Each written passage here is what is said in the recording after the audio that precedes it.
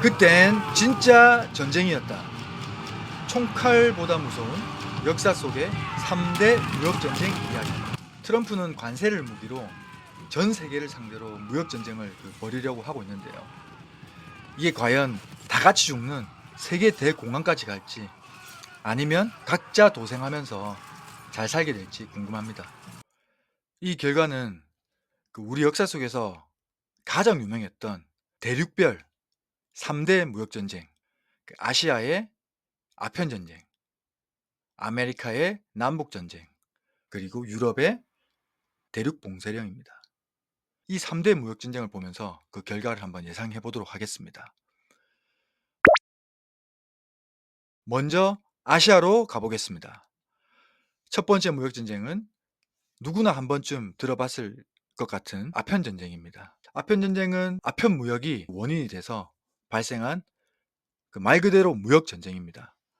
트럼프가 캐나다, 멕시코, 중국의 관세 부과 이후로 이 세 나라를 통해서 마약, 펜타닐이 유통되면서 관세 부과 명분을 만들어 가지고 무역 전쟁을 선포했었죠.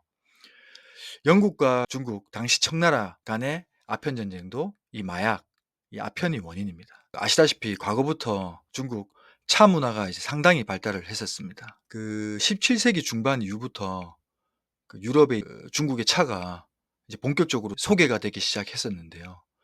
이 중국의 차는 특히 영국인들이 상당히 이제 좋아했다고 합니다.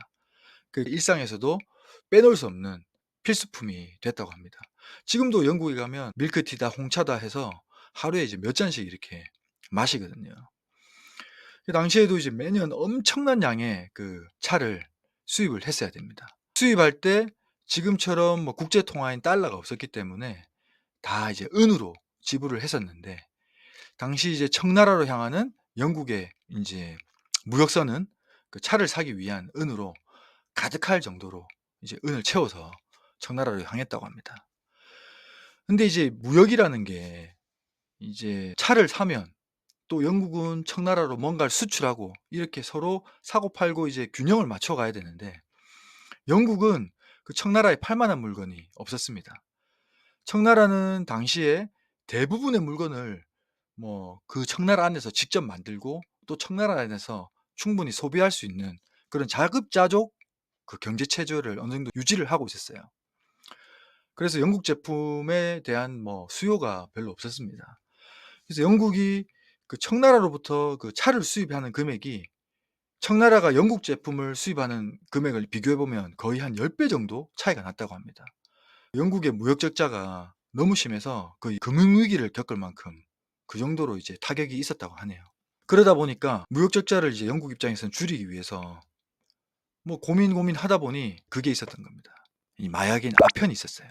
이제 인도가 영국의 이제 식민지였는데 영국의 동인도 회사를 통해서 인도에서 아편을 생산해서 바로 옆에 있는 중국에 몰래 밀수출하고, 밀수출하면서 이제 받은 은을 다시 인도를 통해서 영국으로 이제 들여와서 다시 그 은을 가지고 차를 구입하는 대금을 쓰게 된 겁니다.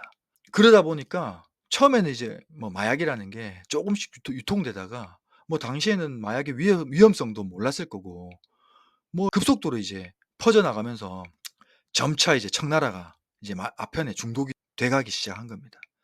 그래서 영국과 청나라의 수입이 예전에는 이제 10배 정도 차이가 났다고 하면 이 은의 유통량이 역전이 돼 버린 겁니다. 이제 청나라에서 영국으로 아편 때문에 들어가는 은이 더 커져 버리게 된 거죠. 금융위기를 겪을 정도로 이제 적자가 났던 영국이었는데 흑자로 돌아섰다고 하니 얼마나 많은 양의 아편이 청나라로 들어갔는지 상상이나 되겠습니까? 그래서 청나라의 곳곳에 이게 아편이 퍼지면서 그야말로 청나라는 거의 중독이 된 좀비처럼 그런 아편 소굴이 된 거죠.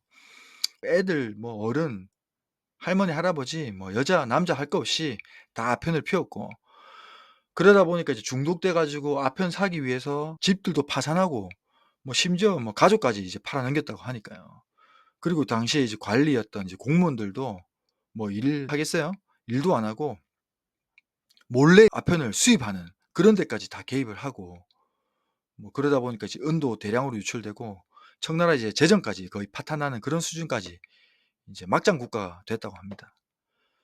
당시 이제 청나라의 황제는 도황제였는데 나라 꼴이 말이 아니다 보니까 이제 아편 수입을 금지하고 아편을 강력하게 단속을 했었습니다. 영국은 이게 딱 보니까 또 수출길이 막히는 거죠. 그러다 보니까 이거를 무역 방해로 간주하고 이제 1840년에 청에 "이거 그만 안 두면 우리 공격하겠다."라고 선전포고를 했어요. 근데 결론적으로 전쟁은 2년 만에 영국의 승리로 이제 싱겁게 끝났습니다. 사실 이제 군사력의 차이가 실제로 이제 붙어 보니까 영국한테 이제 청나라가 되지 않았던 거죠. 2년 동안 이제 전쟁을 하면서 영국이 이제 순순히 청나라에서 물러가겠습니까? 아니죠. 전쟁하면서 들어갔던 무기 비용이라든지 각종 이제 비용들을 다 청구를 하는 이제 그게 역사적으로 또 대표적인 불평등 조약인 난징 조약을 이제 체결하게 되었습니다. 이 난징 조약에 합의된 내용들이 있지 않겠습니까? 근데 그중에 이제 대표적인 게 이제 중국의 홍콩섬을 영국에 넘겨라. 이제 그때 홍콩이 영국에 넘어간 거죠. 그리고 막대한 배상금을 물게 하고 이제 여러 또 항구도 강제로 개방을 해서 영국 무역의 이제 시장 개방까지 하게 되는 거의 영국의 반식민지 상태가 됐던 겁니다. 지금 뭐 생각해 보면 말이 안 되는 전쟁이었죠. 방귀 낀 놈이 섞는다고 마약 팔고 마약을 음? 들여오는 걸 금지했다고 전쟁을 선포하는 그런 말이 안 되는 상황이었지만 어떻게든 영국이 또 청나라를 무너뜨릴 명분을 찾았었고 이제 마약 단속을 트집 잡아 가지고 이제 진짜 전쟁을 일으켰던 겁니다. 말이 안 되는 명분으로 힘에 의한 논리로 인한 전쟁. 뭐 그땐 그랬다라고 할 수 있겠지만 지금은 그러지 않을까? 앞으로는 그럴 일이 없을까? 과연 그럴지 한 번쯤은 생각해 볼 필요는 있을 것 같습니다. 자, 이제 아메리카 대륙으로 가보겠습니다.